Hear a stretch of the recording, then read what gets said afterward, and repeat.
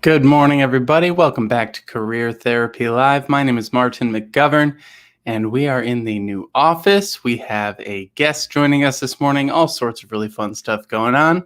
So grab your brown liquid drugs and get ready for another one of our Career Coach Chats.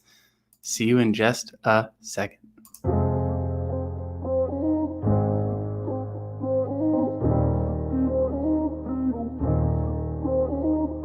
I'm too old for this. Been around this, broken down for way too long. Left my home for this. Story-eyed, it's no surprise. Things went wrong. What was I thinking, babe? All the mistakes I made. Good morning, Harleny. How are you? Good morning, everyone. I'm a little congested this morning with my allergies, but I'm here and I'm so excited. Thank you so much for having me. I'm glad you could join us. Harleny is a career coach, and according to your profile, you work with social workers, and you do a lot of really amazing. You do a lot of amazing videos. So I saw your stuff, and I wanted to have you on and just learn a little bit more about your approach to coaching, some of the things you might be seeing out in the world. There's a lot of questions around COVID and how it's impacting things, and really, I'm just curious to learn more about how you coach. So. Let's kick this off with the most dreaded interview question. Have you tell us about yourself? Absolutely. So yes, I am a career coach for social workers. I am a social worker myself.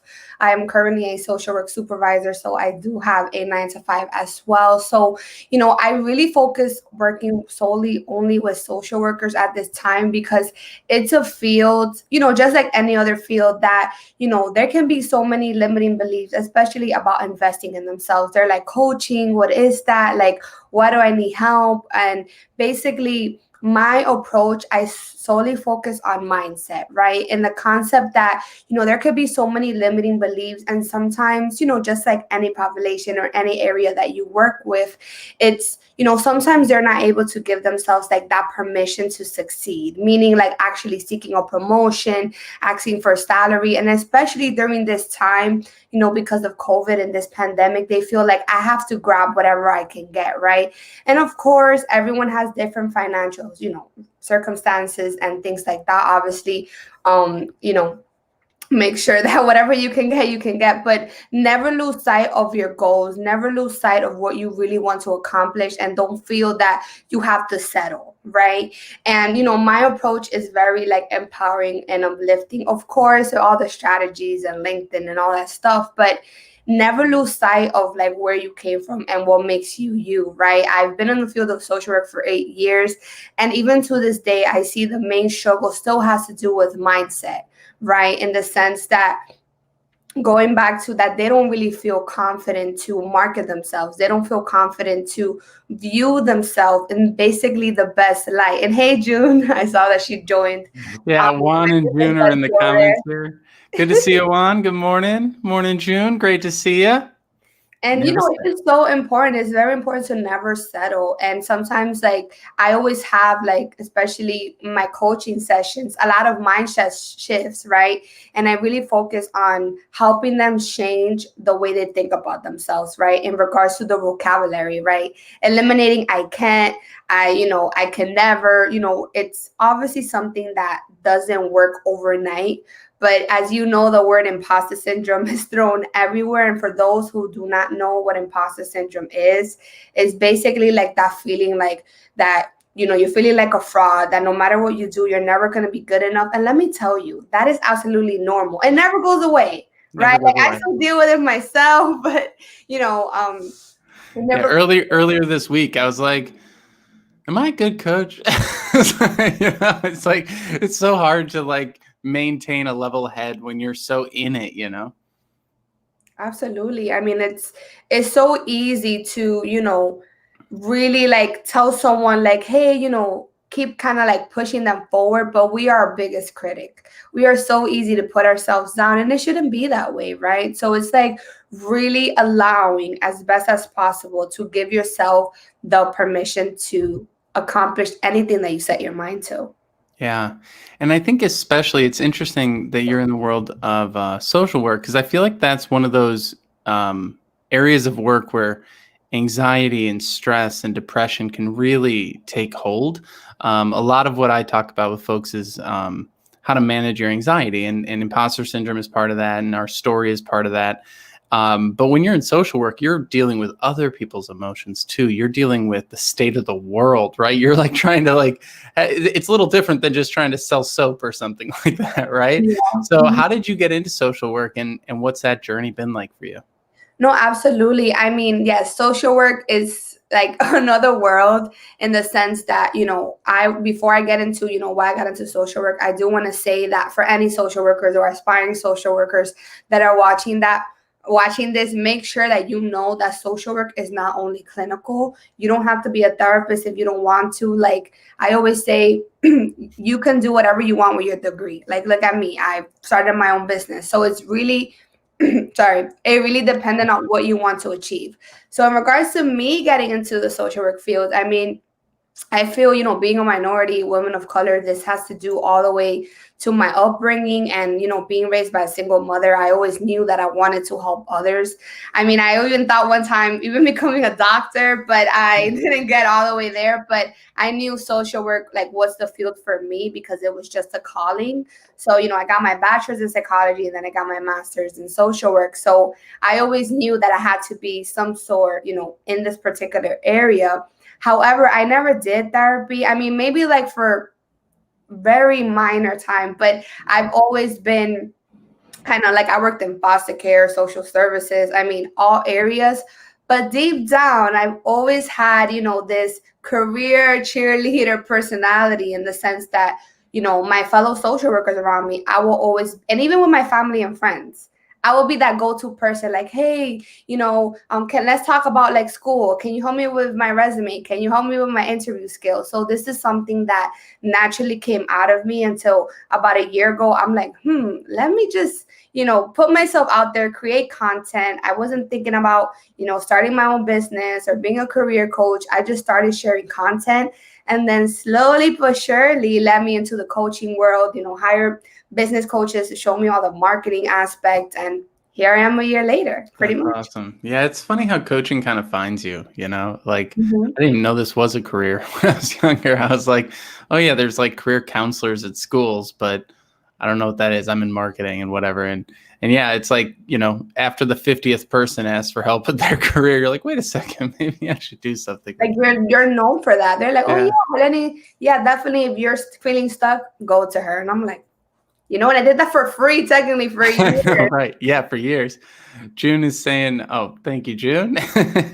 And yes, we are our own worst critic, but best cheerleader. I think what you said there about changing our mindset, I think, is really important. A lot of what we talk about at career therapy is like change your story and change your career, not just the story we tell others, but the stories we tell ourselves. I think whenever I'm talking with folks, it's fascinating how quick we are to put down our past jobs, to be like, oh, well, that ended poorly. And there's this thing where it kind of, how something ends can color the entire memory. It's sort of like the Inside Out movie where it's like, oh, I actually I got into that job and I got into that company because I was excited about something about that job. And I did enjoy something about that job. But I can't remember any of that because I'm so angry about how it ended. And we just sort of go through life with this constant last memory of like why we got away from something. And that sort of creates or feeds, I think, that imposter syndrome side of things where it's like, wait a second, not every single move you've made in your entire life has been negative. Maybe there's just some negativity in there and we need to see the full picture. So I love how you're approaching it with this kind of larger perspective and helping people change their language, because it is very interesting how the words we use affect the way that we see things, right? What sort of things do you typically see around the way people talk to themselves?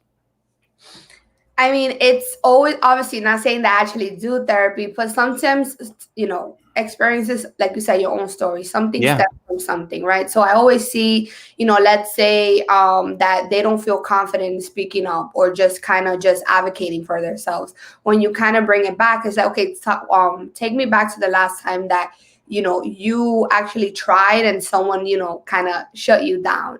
So really going back to the root of the problem and really going back to like, okay, so this person a few years ago told you no when you try. So kind of if you can go back, kind of like narrative therapy, kind of like Hmm.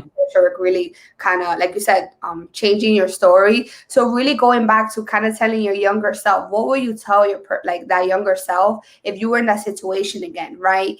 And then usually when I do that, it kind of like unfolds so many things and unravels, like just like, wow, like I didn't really think about it in the sense of like I'm holding myself from moving forward because of what happened, 10 years ago. So it's really about kind of, saying it out loud, because I always say, and you probably know, what the subconscious mind doesn't believe it's not going to achieve. So you're Hmm. still stuck on that particular, situation that happened 10 years ago and you haven't really processed it. You're not going to be able to move forward. And I feel that, and I always tell all my clients, right? Everyone does different stuff within this coaching field, whether like when I coach, I go all in. The reason why I always offer like these like entire package, because I'm not like a one session and be on my way. Like you either get the whole package or work with me, right? Because I know that there's not saying everyone has like a particular problem, but there's always something that can, I mean, the reason you reached out, right? There's something that is not working.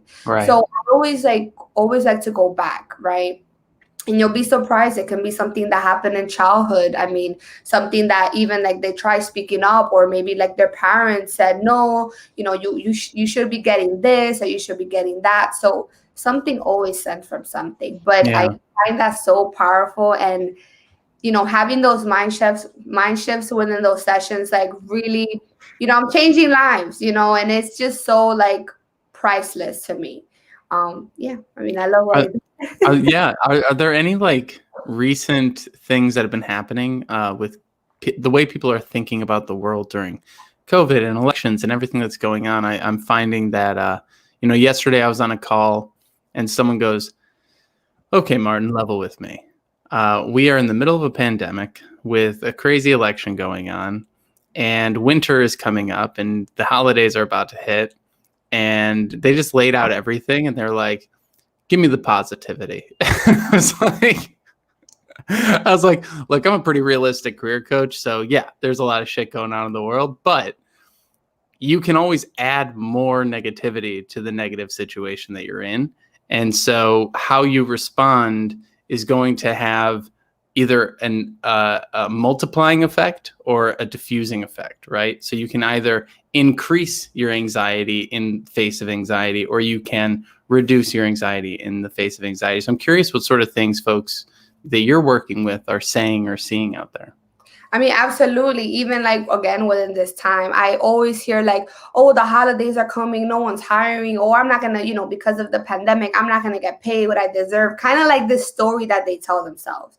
Like I've had clients recently that have gotten interviews, have landed jobs, right? And like you said, really protecting your energy on what's important. If you're getting interviews and you're not moving forward, do not like put yourself down, right? That means that the right opportunity is out there for you, and use that example to learn, okay, what could I've done, better? I always have my clients, if they don't move forward or anything like that, kind of reflect, okay, let's go over this interview from start to finish. Walk me through your answers, walk me through your body language, walk me through your thoughts, right? Because going back to that self-sabotage. So it's very important. Like I get that asked all the time. And I always tell my clients, like, listen, I can provide you all the tools, but if your mindset is not in the right place, you're going to self-sabotage yourself. That's huge.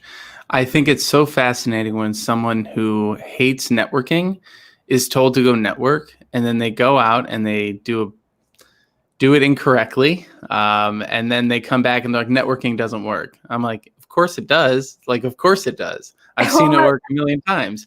How are you networking? And you read their emails and you're like, this email's 17 paragraphs long. What the hell are you doing? And so, yeah, go.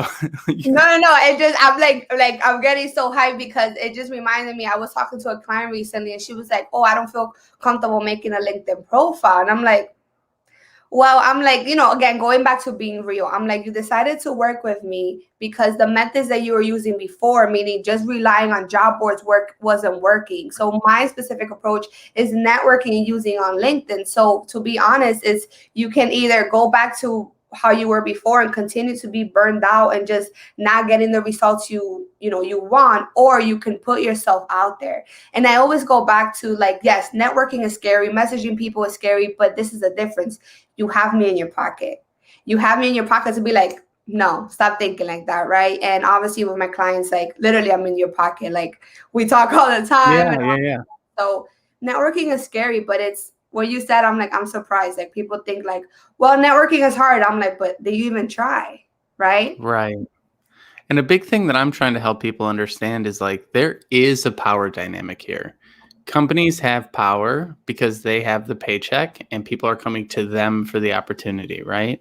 And so in order to stay somewhat sane in the job search, from my perspective, we need to build up our own clout, our own level of, like, I don't give an F, right? Like, we have to come up with our own, like, what I'm trying to help people do is go from, like, they're the ones at the job and I'm the job seeker with no identity and no prospects, to I'm doing cool stuff, you're doing cool stuff, let's collaborate. And that evening out of power, I think, is a really important thing for people to think about. And when it comes to social media, when it comes to a LinkedIn profile, when it comes to creating content, I think sometimes people are like, oh my gosh, you're trying to make me into an influencer, and that's scary, right? But at the same time, but at the end of the day, I always try and think about social media as more of a scalpel. Like, you don't necessarily have to tell your entire life story on LinkedIn, right? But you can go in with a scalpel and, like, peel off the pieces of LinkedIn that work best, like using it as a research tool, or, finding people's information, or whatever the thing might be. And so, yeah, I think there's this, like, binary thinking that tends to happen where it's like, I either don't do any of these things or I have to be an influencer or something like that. And there's this huge gray area. What are you sort of seeing in that world? I completely agree. I mean, most of my clients also are like, oh, I don't want to post, so I don't want my job to see it, or this. And, I always say, like, first test it out and see your boundaries, know your limits. Again, like you said, you don't have to say your whole life story, but something as simple as sharing your favorite quote, or, talking about your dogs, or just anything so simple. And I'm saying, like, LinkedIn, and I think I posted something earlier this morning about, like, why you should be on LinkedIn, but it's all about visibility. And the way that I approach it to my clients, I'm like, just know, if you post something or if you engage in someone's content, and then let's say, you have a director of social services, I'm giving an example, who actually are connected with that connection, and they saw that you share some value, bam, they're going to be like, oh, let me check out this person, right? Mm-hmm. So I always like to approach it, I'm like I said, not more of like influencer type, but more of just increasing your visibility. Yeah. It will open more doors. So same thing, I always get but what am I going to post? What am I going to share in someone's content? Like, what do I have to say? And I said, it could be something simple, don't disvalue your experience, even if you're just starting out in the field. Like, everyone has something to say. Yeah. So it's really going back to that hand holding, right? To really be like, okay, let's post, or share with me. I'll help you draft it. So again, really walking them through the specific, like, I'll literally be on Zoom with them, and I'm like, okay, so you're going to post something, obviously to their level of comfort. Right. I'm like, okay, let's do it. And sometimes people just need to, like, rip up the Band-Aid, and then like, this wasn't so bad, right? So it's really about helping them kind of push themselves. Totally. Going back to, I can provide you all the tools, but I'm not going to be there every single day to kind of be like, again, going back to that career cheerleader. So, some people really do it and some people don't. And it always goes back to those people that really take that next level, get the best results. Yeah, that's true. And it really is, like, I work with a lot of boot camps, and the people that show up to coaching on a regular basis always are the ones who get the jobs first, because they're the ones that are also putting these things into practice, not just because they hear my voice. That's not necessarily the thing. It's because they actually go and do the things as well. And I think speaking of like walking people through it, I think one of the funny things that I saw this past week, I was working with someone and she really wants to work at Twitch. And Twitch is this big streaming platform that's like trying to rival YouTube. And we found the CEO's email, and she's like, "Can I email him?" And I go, "Yeah, why not?" And we had to sit down and really think through, like, how is this email going to be different than other emails that we send? And we crafted this email that was basically just thanking him for creating Twitch. Like, he was around during Justin.tv, back like the early days of Twitch, when it was one dude with a camera on his head. And like, so we instead of saying like, "Hey, can I jump on the phone with you?" Because getting a CEO of a giant multi-million company is probably going to be pretty hard.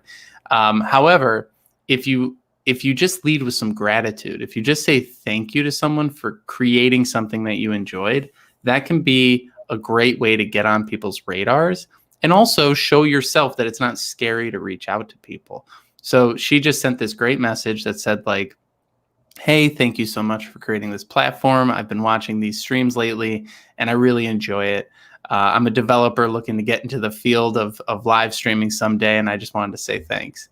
And like, something as simple as that is like, now is it going to be hard to reach out to the senior developer at Twitch? Is it going to be hard to reach out to the junior developer at Twitch or the intern? No, because you've already reached out to the CEO. So everything else becomes easier. So it's kind of nice to push that boundary all the way, and then everything else becomes easier. But if you've never emailed anyone and you're trying to email a senior developer or something like that, it's a little bit scary. And so it's kind of nice to pull that rubber band sometimes. Absolutely. And, really going back to mindset, I always tell my clients, listen, not everyone's going to respond back. Some people can say something negative in messages. Yeah. Going back to protecting your energy, you don't have time to deal with those negative people. Like, really start like, you know what? I'm going to message people. And if this person responds, great. And if this person doesn't, so be it. I have my clients, really like document their interactions on a chart, because of course it can get overwhelming. And I always say, like, really also kind of analyze the time you're reaching out, right? Maybe you're reaching out too early or too late. Of course, self-care is essential. Like I always say, disconnect, please. But it really goes back to mindset, right? Mindset controls everything. And it's crazy how we forget at times, of course, me guilty as well. We forget that we're in control. That we forget we have all the power to really make the changes. I always say, never get too comfortable. Right. If you're an organization that you're not learning, you're not growing, then it's time to kind of reflect and be like, you know what, I can't do this. Or to the point that you're so burned out, I can't stress is enough. And trust me, I've been burned out. I've had panic attacks to the point of how burned out I've been. Obviously, the social work field can't do that to you. And the reason I share that and I disclose that, I always do, because it's important to really listen to your body. Besides, really paying attention to your thoughts, but really pay attention to how you feel physically. Of course, please go to the doctor if you're having multiple symptoms. But what I'm trying to say is really pay attention to how you feel within, because all that impacts you. Yeah, I think that's really fascinating. And like, when it comes to your own journey, like, I know I started my career with a terrible, I still have it, but I have this anxiety disorder. It's much more managed now than it used to be. And one of the things that I do to manage it on a regular basis is I put myself into situations in as unprepared a state as I could possibly be, just to see how not bad things go, even when I'm unprepared. Like, I've shown up to interviews with no research and not even knowing what the company does, just to have it go really poorly and see that I can still be like smiling at the end of it. Like, I don't encourage everyone to do these things, but I think it's interesting. Like, one of my favorite things about live streaming is I get on and I don't even know what I'm going to talk about. I just start talking and see where it goes, right? Like, that's one of the ways that I'm training my nervous system to relax in uncomfortable situations. And I'm curious, what's been your journey of like dealing with these self-talk, these imposter syndromes, these things that you've gone through in your life? What has been what were the things that maybe helped you most over the years? Well, unfortunately, I think I did it the wrong way. Actually, the reason, like, obviously, I got to the point that I was completely burned out. I had a panic attack. But for me, that was my wake-up call. I'm just like, I got to change something. So I told myself, like, I would never allow myself to get to that point.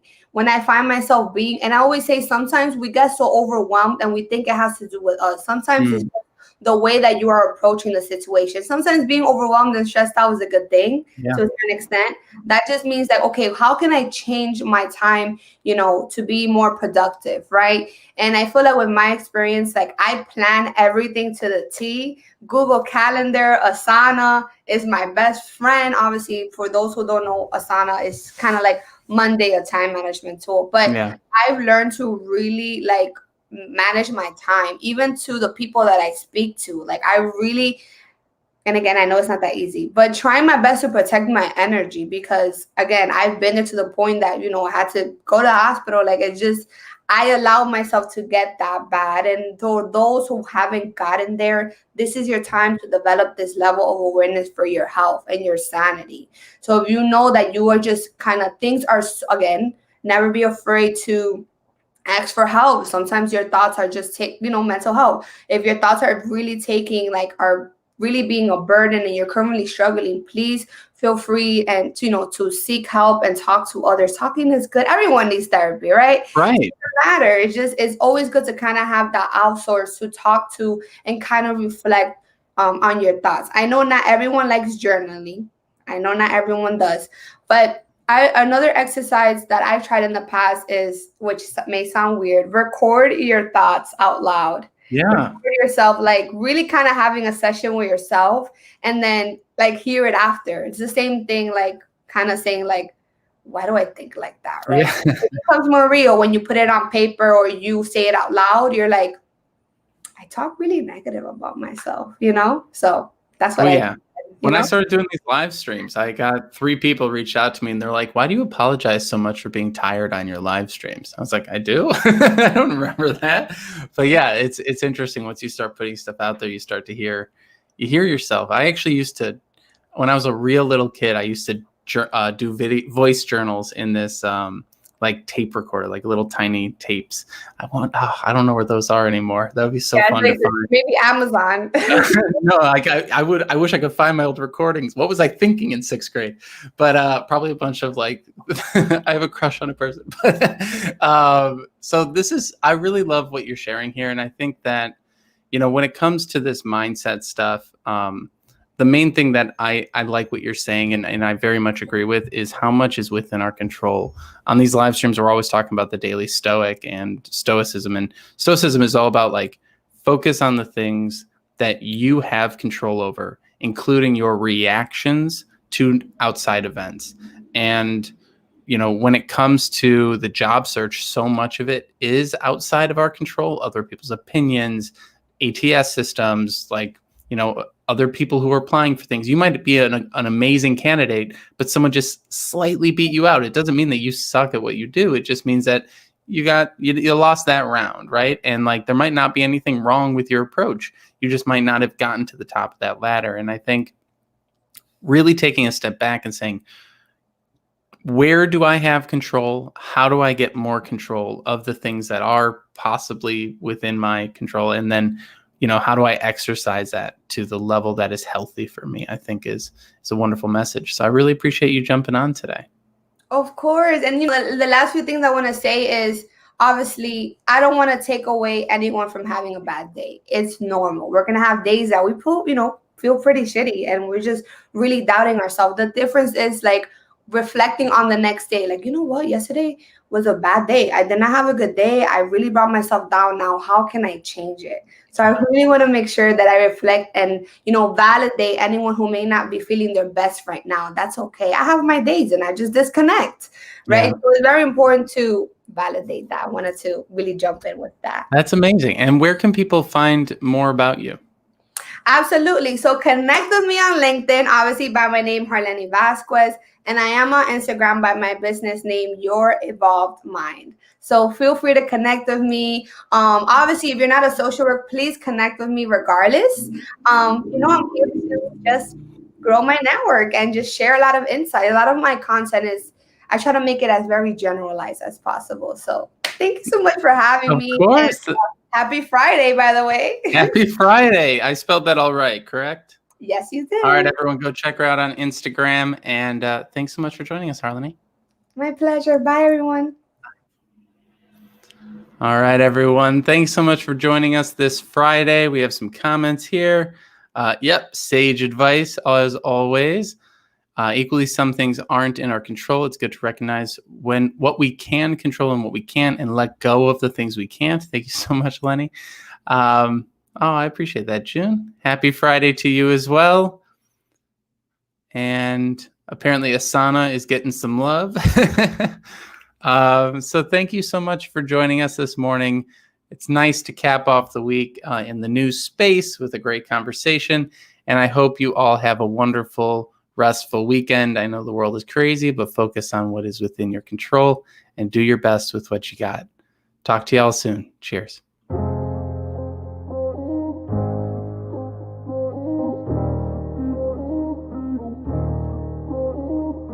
I'm too old for this. Been around this, broken down for way too long. Left my home for this. Story-eyed, it's no surprise. Things went wrong. What was I thinking, babe? All the mistakes I made.